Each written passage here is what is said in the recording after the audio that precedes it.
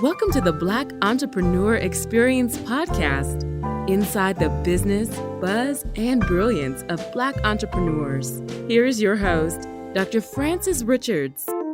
This is a bonus episode. What happens in Vegas goes all over the world on Black Entrepreneur Experience, episode number 367. Thank you for joining us as we elevate the Black Entrepreneur Experience by interviewing CEOs, thought leaders, innovative thinkers, and Black entrepreneurs across the globe. I'm your host, Dr. Frances Richards. Our next guests, they're on the front lines of cannabis justice. Husband and wife team have had their roots firmly planted in cannabis culture for decades. Welcome, Maur Stringer and Cynthia Mompoint. Hey, thank you. Thank you for having us. Hello. I've given our audience such a brief bio. Why don't you fill in the gaps and share with our audience what you want them to know about you and your business? Well, I guess we can start off with the lack of, us in this space, us meaning Black people in this space, and, the entrepreneurism around that. But you also have a platform of social justice. So we started off in this space, cannabis space, I guess, the legal space and social justice. But my origin with the plant and being, I guess, on the front lines of the war on drugs started at 14 years old. I was arrested for sale to a minor. I was a minor myself.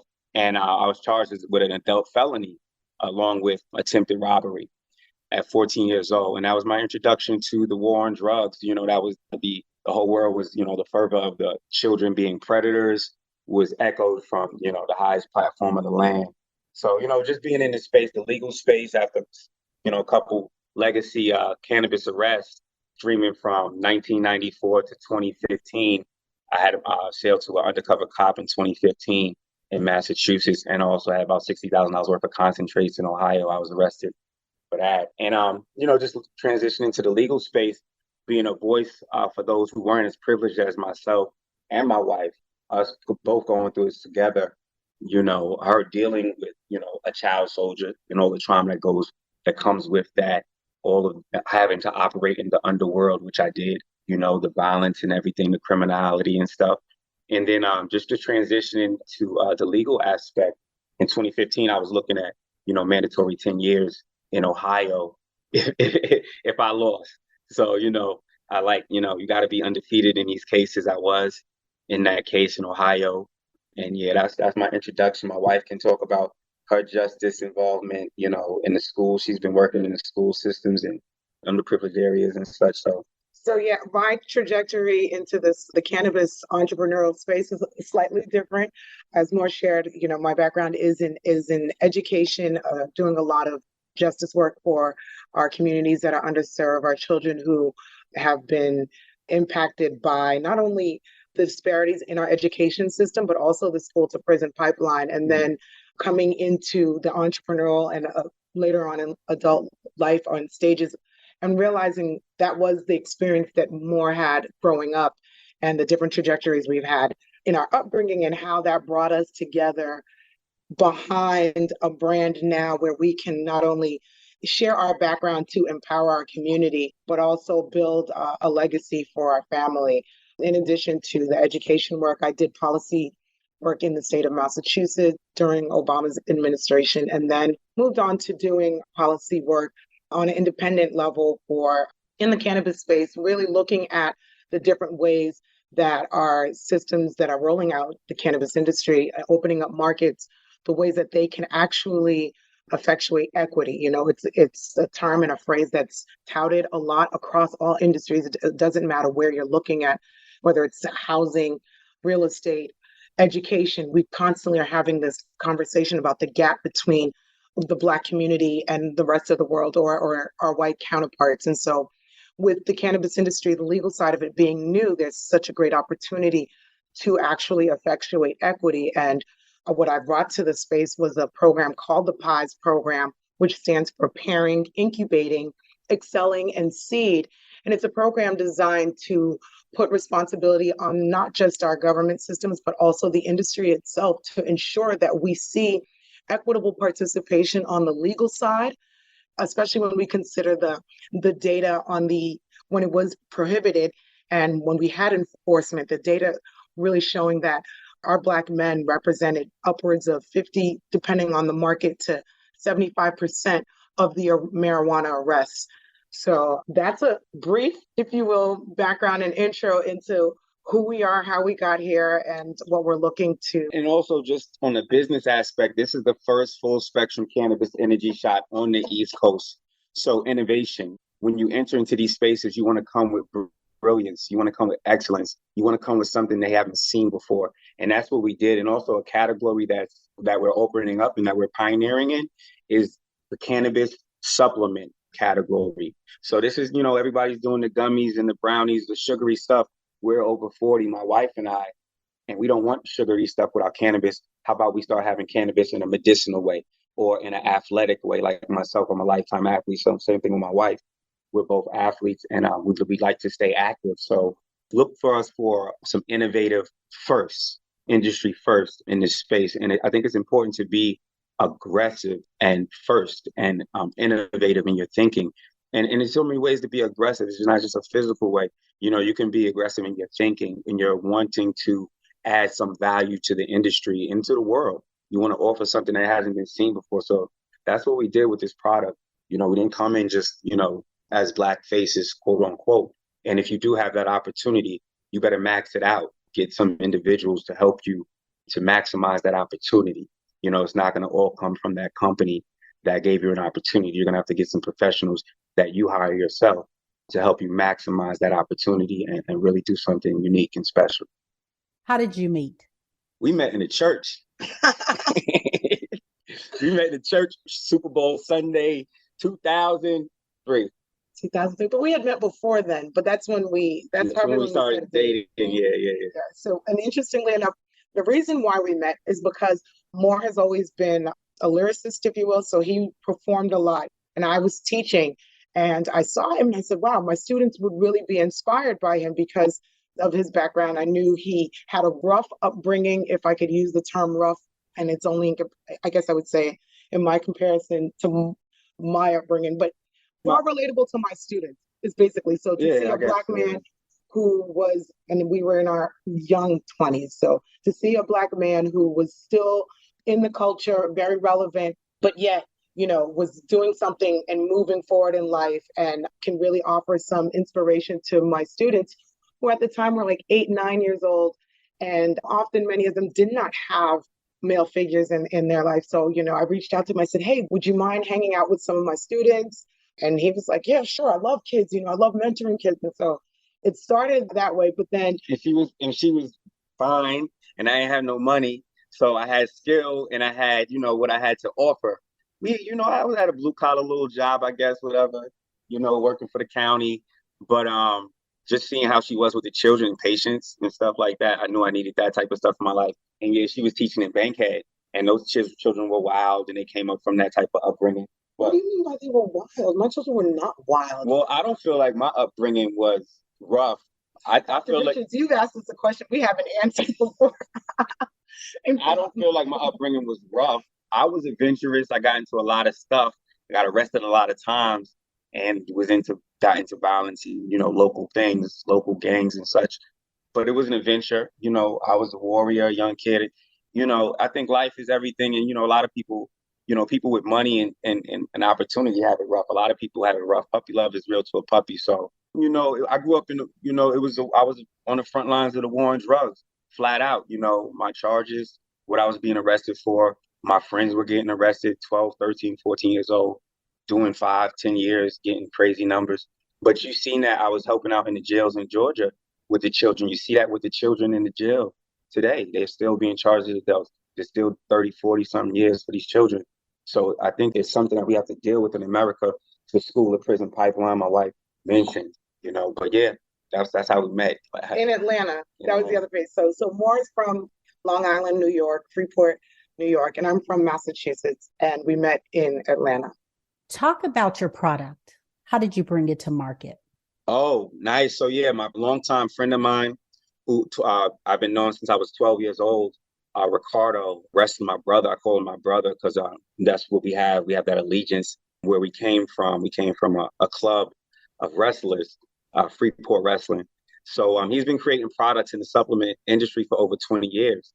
And so I got that experience. And 2 other of my friends, were launching products and had businesses that I brought on board to help me bring this. But this is our brainchild.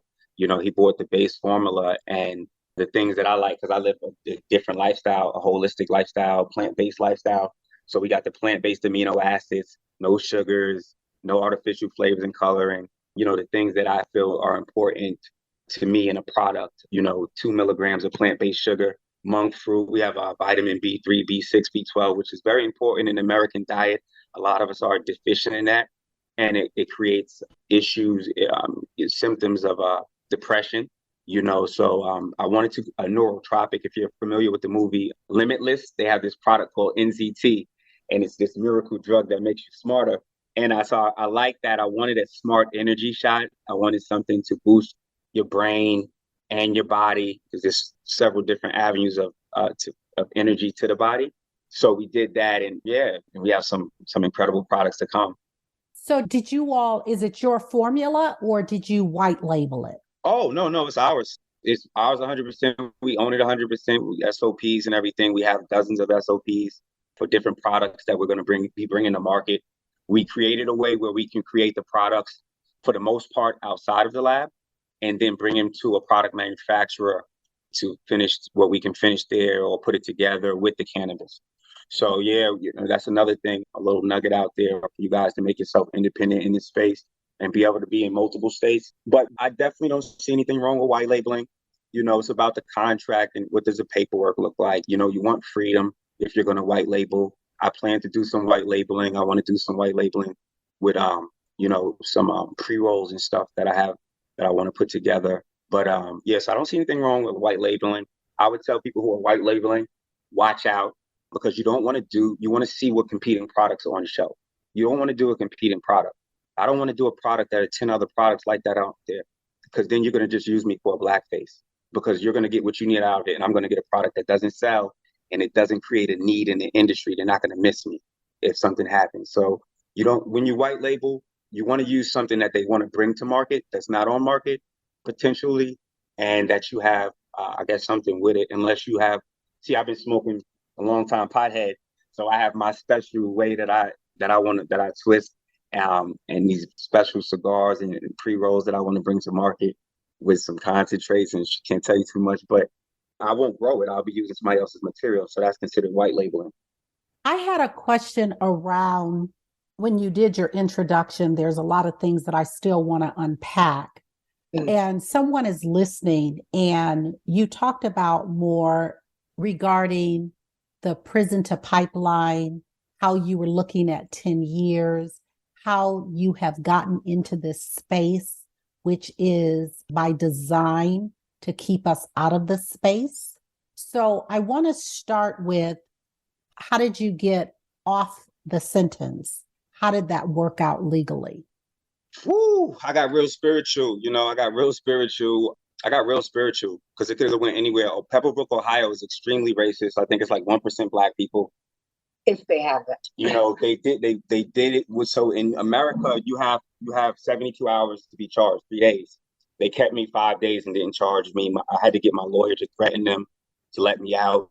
And then they tried to railroad me, threaten me to take 3 years, or they're going to give me 10 plus years if I'm going to lose. So I got real spiritual. Meditation, yoga, everything that I can uncover and unearth. I'm an intellect. My wife with thinkers, and I just see so many Christians and Muslims in jail, and I needed something powerful. So I was going to the sciences. I was going to things of that nature to anchor me. It was a trying time. I was already very spiritual prior to. I've been spiritual my entire life. But when she met me, I was teaching in the church. But it was I got real spiritual, and we intellectualized ourselves in the case. We fought our own case, even though I paid for a lawyer. He was saying take the 3.5 years. He was telling me to take the time. But I fought my case. It was a pretentious stop. Yeah. And then the one in Massachusetts, it was an entrapment. But they didn't want to. In pre-trial, I asked for the information. I wanted to hear the phone calls of this cop talking to me, telling me about his wife and crying and stuff, because he infiltrated my community. I was a caregiver. So I was doing something was in the gray period of the law, which was why I got out of selling to a police officer. I don't know nobody who got off from selling. It was considered a Schedule I drug.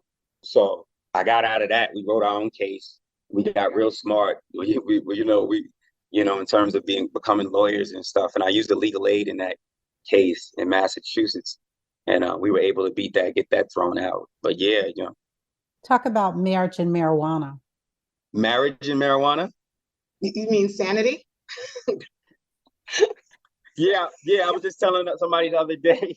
Yeah, I smoke all the time. And when I don't, because I do, it's good to take breaks. I'm like, hey guys, I'm about to stop smoking weed for a little bit. They're like, what? You gonna do what? No, so everybody knows, like, yo, go over there, go to the other side of the house, go outside, go play, go do something. My son's always coming, and we roughhouse all the time, so we have a good time. But yeah, cannabis it's intrinsic to me and with me, everything I do. I'm a super athlete, self-proclaimed, I guess, and hasn't stopped that. It's something that's a big part of my life still. I'll still run 6 miles. I'll still, train plyometrics and yoga and meditation. So I just think it's a part of just being consistent in your own training, and you can do cannabis. But yeah, cannabis and marijuana, I don't know how anybody doesn't do cannabis, but yeah, for me, it's definitely helps appease my trauma. It opens up the heart chakra, makes me more loving and easy to get along with. And that's our very personal journey and experience and in the power of the plant. I think in general, when you talk about cannabis, just piggying back off of the point that you just made in terms of opening up the love chakra, cannabis and endocannabinoid system are compatible in the sense that our endocannabinoid system is what controls our homeostasis in our body. And with the cannabinoids in the plant, when you consume it, the plant naturally goes to places in the body that are deficient.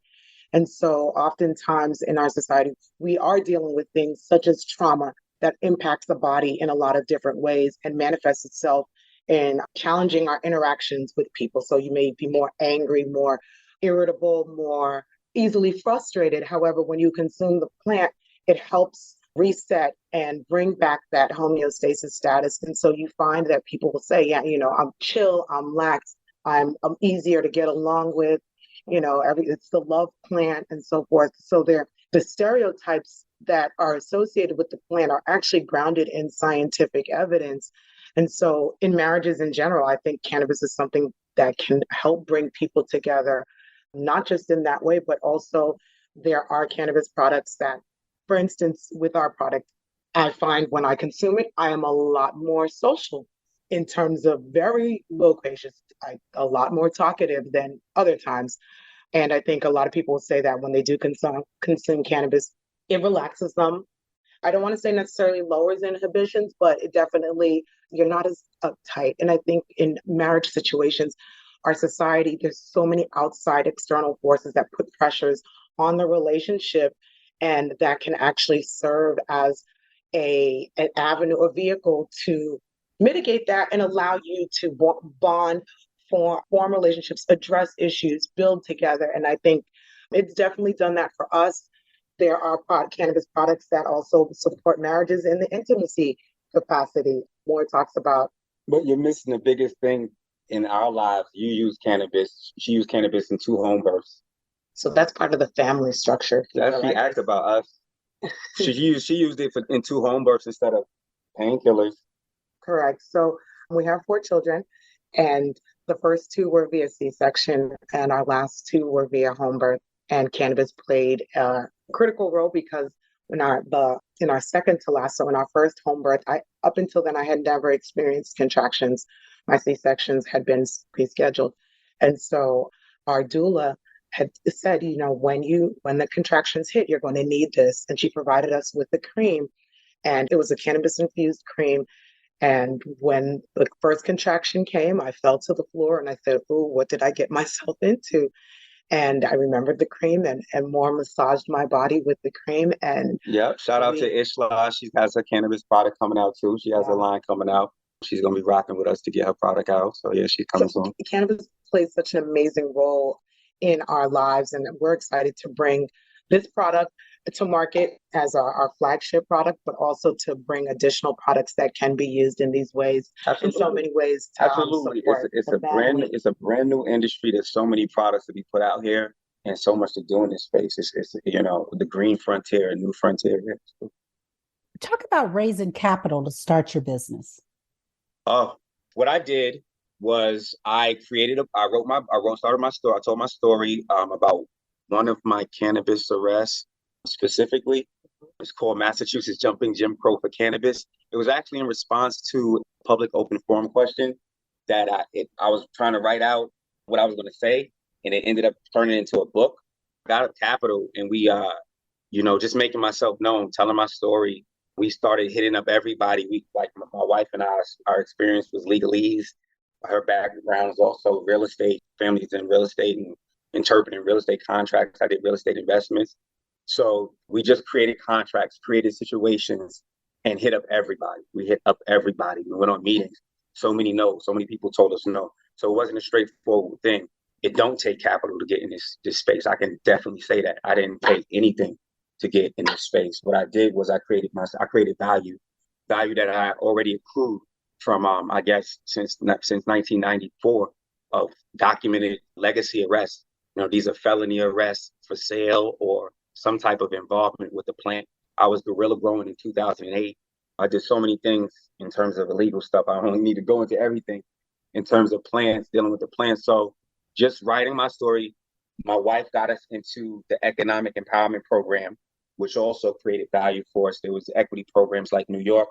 The card license is out. That's where I'm at right now. Also, New York, is just like retribution for me. There's no way I would not be there. That's where my first 3-4 cannabis arrests were. That's where the injustice started and the war started for me. So the equity programs, find out if they're having some programs, try to get into those programs. Those would make you look, I guess, attractive to a potential investor. But I would say, so much of me is tied to this.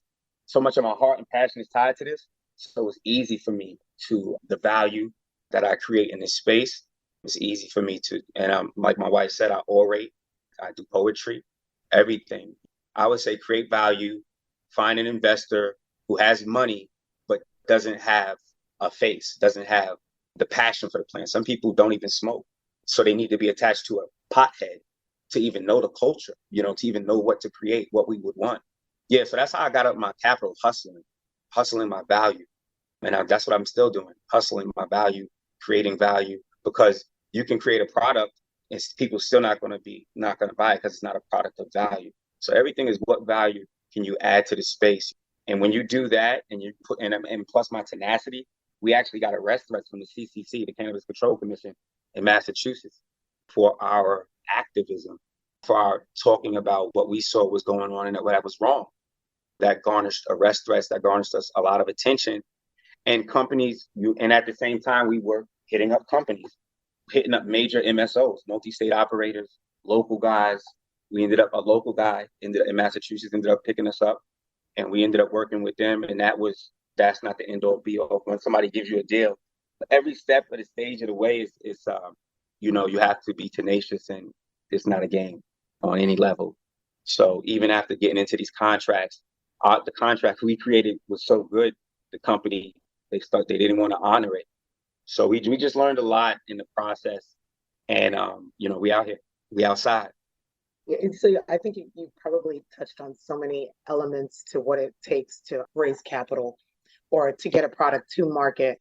There are avenues, as Maur shared, that in terms of the avenue that we took, where you don't necessarily need capital to bring a product to market. Requires the tenacity, the value that you bring, the creativity, and the understanding and the belief that you can do this. And then alternatively, there are people who enter into the industry through equity programs. I think the equity programs, because of a lot of the challenges that we have pushed against, when we looked at the equity programs when they first roll out, and the fact that with our PIES program that we mentioned earlier, the seed component has not been in the equity programs. And then they would turn around and say, oh, equity isn't working in this industry. And we're like, wait a minute, this industry is too new, and you have not provided all the pillars necessary or success when you talk about achieving social equity in a space like this.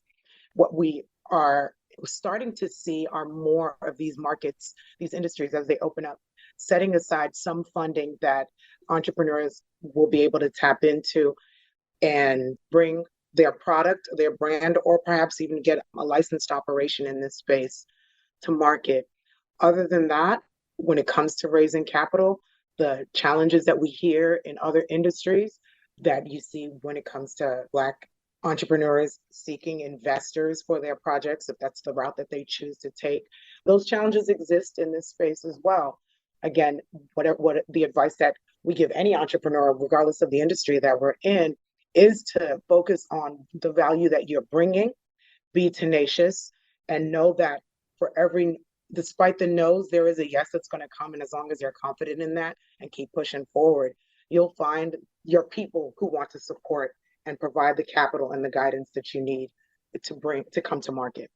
If someone is interested in your product, how do they get the product? And with the talking about the legal side, and can someone purchase your product that's in another state? Or when you're dealing with cannabis, is it indicative to I can only purchase what's in my state? And I know that's a lot, and I'm going to get it from my audience because they're like one question at a time, but I had to get that out. Oh, no, actually, it ties all together. So as it stands right now, as we're having this conversation, cannabis is state specific. So you cannot cross state lines. However, there's quite a bit of legislation and conversation, both at the state level and at the federal level, about one, at the federal level, decriminalizing cannabis, or if not, descheduling it. And so at that point, you'd be able to cross lines. Or at the state level, there are states who are petitioning to engage in intercommerce and have agreements amongst each other, which would allow cannabis to cross over into other states. So as of today, to get the product, it's licensed and on the shelves in Massachusetts. We are currently in over 60 stores in Massachusetts. We do have a website and we're very active on social media. And so we're building our community that way. Shakti Greenlit is the brand. ShaktiGreenlit.com is our website, and Shakti Greenlit is those are the handles and hashtags on any of the media platforms. If you put that in, you will find us. You'll find more information about the product and the brand. And we're looking to enter into other markets, engage in product manufacturing agreements, licensing or co-packaging agreements to bring our product into other spaces. And so there's potential there for us to build relationships with entrepreneurs in other states that way as well. And we are accessible through any of those media platforms that I mentioned. Anything you wanted to add? I have a lot to add. I don't know what I don't want to just talk. Talk about naming your product. Shakti. So me personally, I was extremely masculine energy. I'm still masculine, strong masculine, but it was my journey with the feminine energy through Hinduism, tantric and Buddhism, yoga, meditation. The Shakti represents the feminine energy. And I think it's a powerful force, even for women, because we're so hyper masculine. Everything is so patriarchal driven, and that's where you get the war and the violence, and everything else is all, patriarchal. You see everything that the matriarchal energy has to offer. That's all of the arts, all of the sports, orating, anything that has to do with beauty is attributed to the feminine energy. So just, that's part of my daily ritual in the morning. Yoga, meditation, even the martial arts that I do is Taekwondo, which is the movement is more feminine than say a Muay Thai or something like that. But I'm just keeping that, making sure I interwove that in my life. And that's what the Shakti is all about. That's where the name comes from. But Shakti in Hinduism, it means it's everything. It's, I guess, it's the unquantifiable matter in scientific terms that's running through everything. And she represents the feminine divine force. You talked about motherhood, Cynthia. Talk about cannabis and motherhood, specifically the introduction to cannabis to your children, how much exposure, and I don't know their age. If you want to share, you don't have to share. How much exposure are they involved in the industry or with cannabis? So that's a great question, I think, to start with cannabis. And I'll take a step back and just cannabis and womanhood. And there are different stages in our life changes that we go through. And going back to this conversation about homeostasis as our hormones are changing. Cannabis definitely can be a solution and a vehicle to help maintain homeostasis, whether it's the challenges that women face with their menstrual cycle or other women health issues as they develop, even into, I shared about childbirth, but also the labor piece, which I'm going to loop back to in a second. Excuse me, the pregnancy aspect of it. I'll loop back to that in a second. But even cannabis also plays a role with as women go through menopause and the changes in our hormonal shifts that we experience there. And when it comes to cannabis, the stigma is so strong as looking at this plant as a drug that a lot of mothers to this day they are apprehensive of utilizing the plant. Whenever you see any product, it will tell you if you are pregnant or breastfeeding, do not consume the plant, because we have not had the research in the States to support effectively negate the use of cannabis. What we have learned looking at research that's taken place in other countries, and with the research that is now emerging, that cannabis does not have a negative impact on the baby or in the womb when consumed. And there's more research that we can go into a little bit deeper. That's something they've actually attacked Black women for having cannabis, around their children in the hospitals and such, right? Well, not just in the hospital. So here's the thing, the challenge, right? With the stigma, Child Protective Services can be called, even in states where cannabis is legal, because it's still considered a Schedule I drug. And now Child Protective Services has now been introduced into the family dynamic, and that creates a whole set of issues when we talk about Black families and their interaction and with child CPS, Child Protective Services, depending on which state however they term it. And for us in our family, everything is always grounded in education and information. And so we start off with educating our children that this is a plant, and they recognize it as plant medicine that Poppy uses. And it's not something that I consume often in front of them. Actually, I'm not a smoker. I never really could figure out the mechanics of smoking, so I'm not a smoker. However, our oldest, who is now a young adult, she doesn't consume as well. But so when we're talking about from the whole thing about it, our children do hemp seeds every day. So let's go into the larger aspect of cannabis. Right? So the cannabis plant has so many elements to it. A lot of the time where folks are focused on the THC component, which has the notable and visible often impact of the psychotropic impact that people are very cognizant of. All of the cannabinoids have some impact on the body, and some of it can be psychotropic. However, THC has the strongest and most evident of the cannabinoids that we are aware of. And so, to your point, hemp seeds, we are into holistic health. Hemp seeds come from the hemp plant, which is part of the cannabis, under the cannabis classification. And so, and our children have been consuming hemp seeds since in the womb. We make hemp milk. I think the future is going to be like grocery stores full of cannabis. Our product it's full spectrum THC, but it doesn't give you any psychoactive effects because it's only 5 milligrams. It's at a level where even my wife, who doesn't consume cannabis like that, it's not going to make you no psychosis, no adverse effects. It's at the medicinal level. So that's another thing that we want to talk about. The cannabis being introduced at your body, not just to get high, the full spectrum, not CBD, the full spectrum being introduced to your body and into products like milk or anything, regular products that you can find in the grocery store. I think that's going to be the future, as all the reefer madness, the shadows, as we step out of the shadows of all the reefer madness and all of that. But yeah. And so just circling back to, it is something that's part of our family, and it's a part of it in ways that we don't even think about when folks talk about. And I think it's something that's a conversation that needs to be had in our communities with consumption of the plant, particularly in the smoking style, education, and having these conversations with your children early on, letting them know what it is, why people have it. And before you can have those conversations with your children, we have to educate ourselves. And aside from more consuming it, but really understanding a lot of the science behind it and the history behind why we even have the stigmas, the misinformation that has circulated, and using all of that to empower our families and our children so that they can decide as they grow up, as they get older, how to incorporate different elements of the cannabis plant in their life. What is the takeaway? The audience is listening to this conversation. What do you want them to take away from this conversation? There is a lot of opportunity in this industry, particularly for entrepreneurs.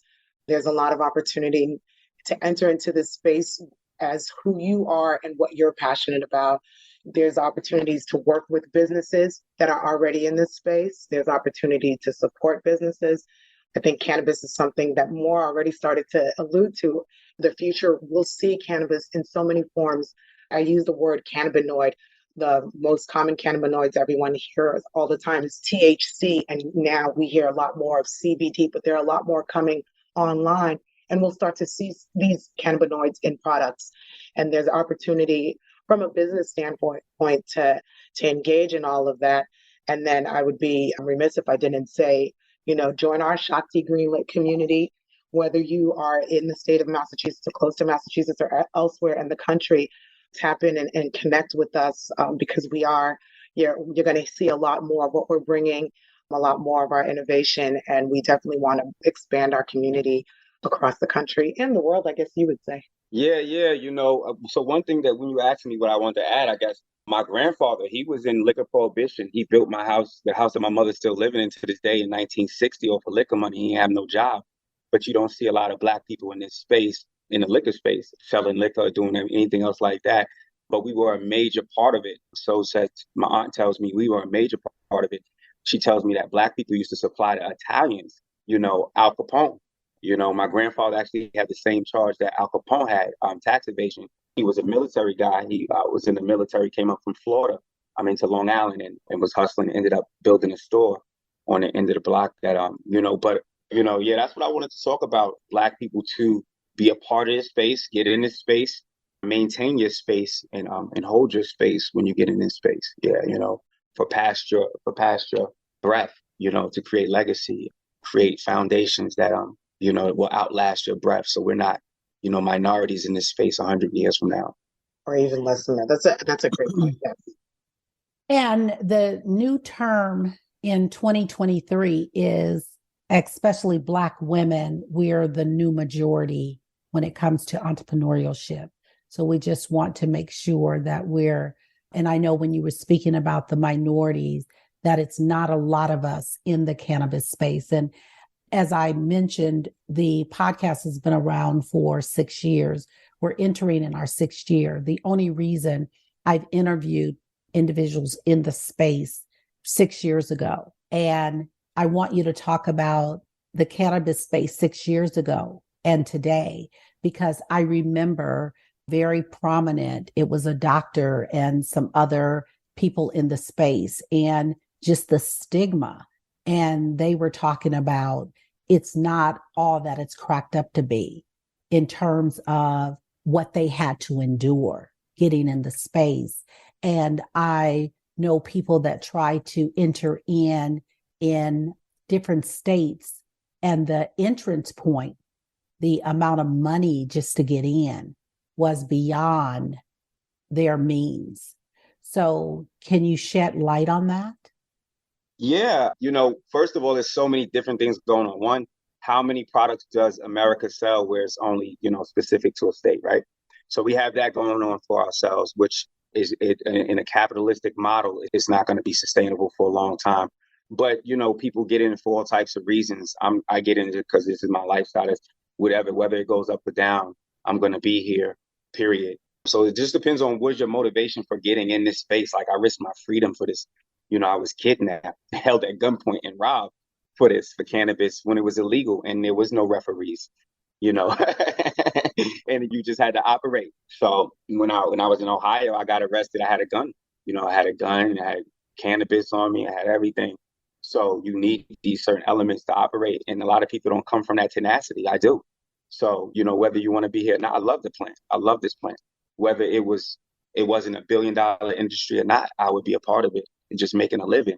But it's something that I've always been a part of. I put my heart into this, and to see it come legal in certain spaces is a dream come true. Nothing's going to stop me from being in this space, whatever the market does. I would add that 6 years ago, we were in this space. 6 years ago, that would have put us at 2016, 17. So we had just gotten out of the last set of charges. Oh, yeah. And it's a very different landscape. 6 years ago, we barely had 5 states, I believe, at that time that were legal. Massachusetts hadn't gone legal yet. New York hadn't gone legal.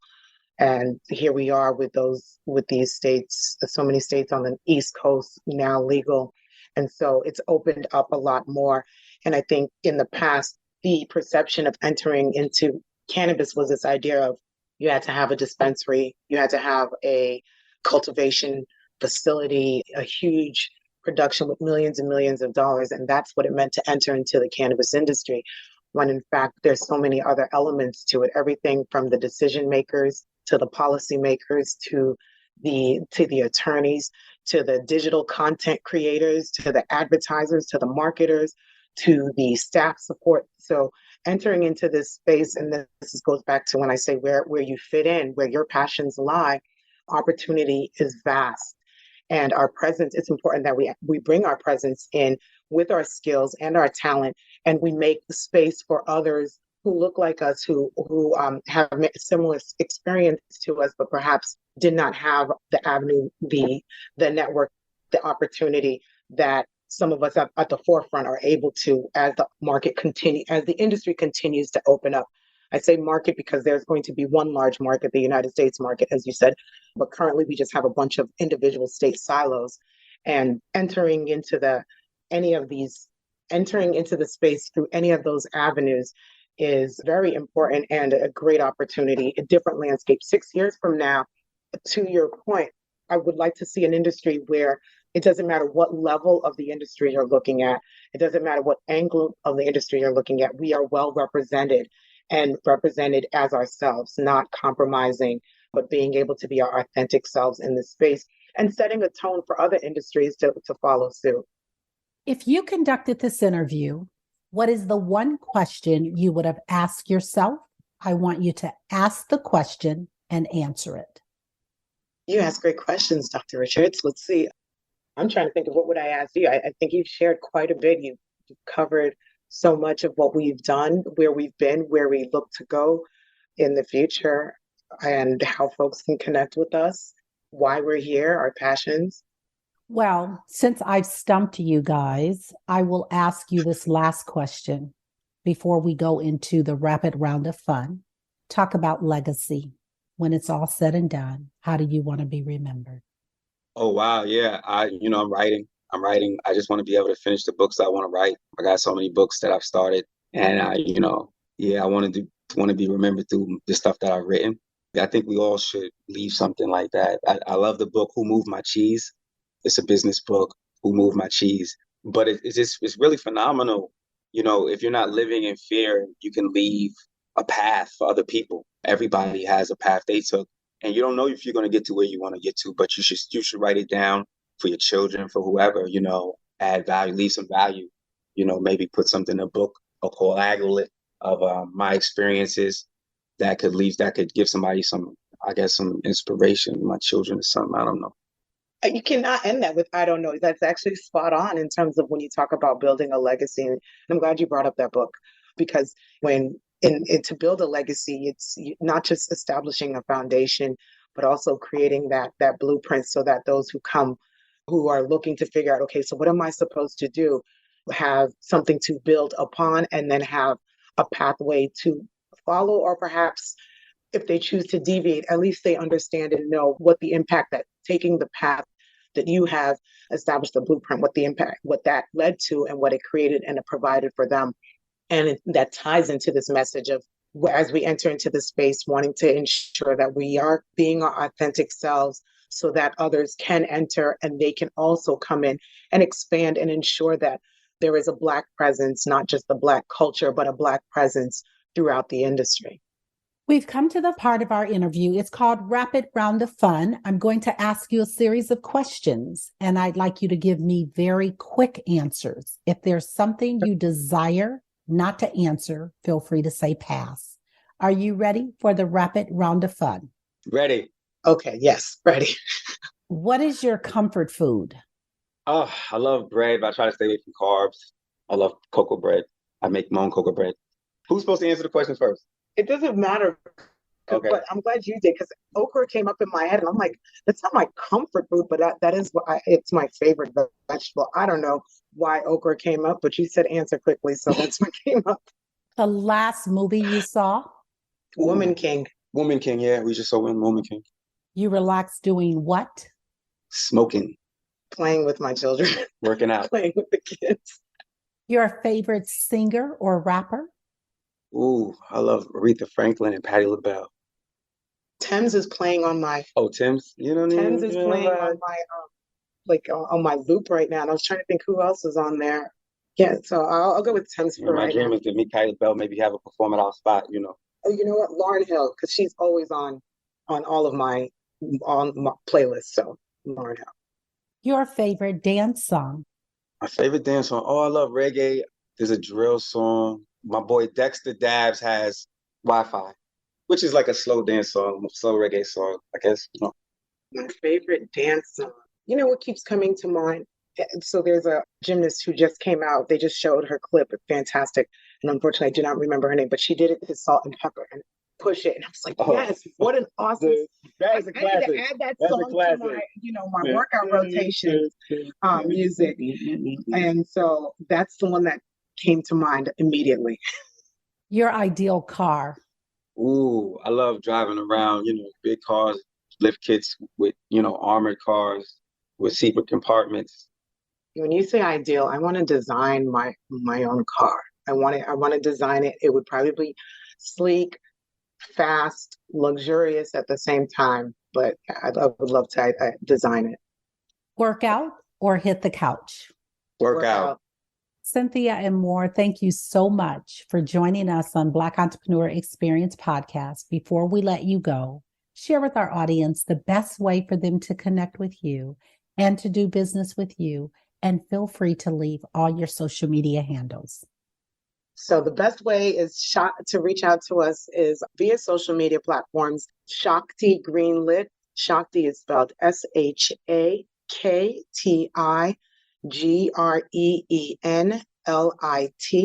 And we're heavy on IG, Twitter, Facebook. You can reach out to us directly on any of those. And then also on our website, shaktigreenlit.com. You can contact us. There's a contact page there. We manage all of those. So if you reach out to us during this time, we're the ones that will be on the responding end. Same thing with an email, info@shaktigreenlit.com. Thank you. That's a wrap. Thank you for listening and subscribing to Black Entrepreneur Experience. We would love for you to leave a review and rating on iTunes and share with your friends. For show notes and more episodes, go to www.beepodcast.com. Join us next Wednesday, and remember, green is the new black. So keep your bank accounts and your business in the black.